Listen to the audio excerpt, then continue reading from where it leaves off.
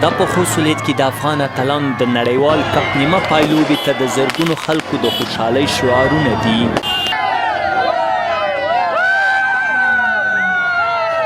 دوی زیاتوله چې د افغانستان د کریکټ ملي لوبډلې د بانگلدیش ملي لوبډلې ته په ماتې ورکولو سره د لومړي ځل لپاره د کریکټ 2024 نړیوال جام نیمه پایلوبې ته لار پیدا کړه.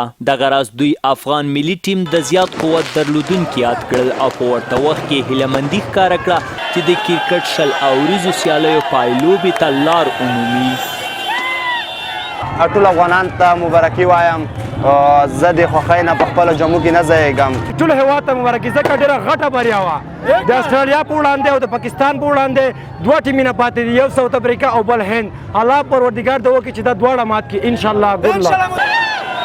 هممهالو ګډونوالو زیاتوله افغان اتلانو وکولی شو په کرکټ کې نړیوالو ته د افغانانو شهامت وښیي. دوی دغه راز له نورو ټیمونو هم وغوښتل چې د لوبې پر مټ ټولې نړۍ ته د سولې پیغام ولېږدوي، نه دا چې توپیري چلند ترسره کړي. کرکټ هغه څه دی چې د ټولو افغانانو پر شونډو باندې مسکا راوستې ده.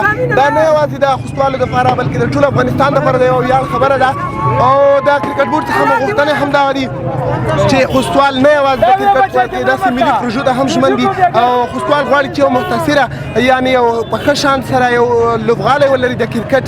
خوست ښار کې د ځوانانو له لوري د کرکټ یا د تاریخي بریا داسې مهال لمانځل کیږي چې تر دې وړاندې هم د زرګونو کسانو له لوري د خوست پر مهمو واټونو او چوکونو باندې د خوشحالۍ مراسم ترسره شول. د یادونې وړ ده چې افغان زمریان به د کرکټ روان نړیوال جام په نیمه پایلوبه کې د سویلي افریقا پر وړاندې ډګر ته ښکته کیږي.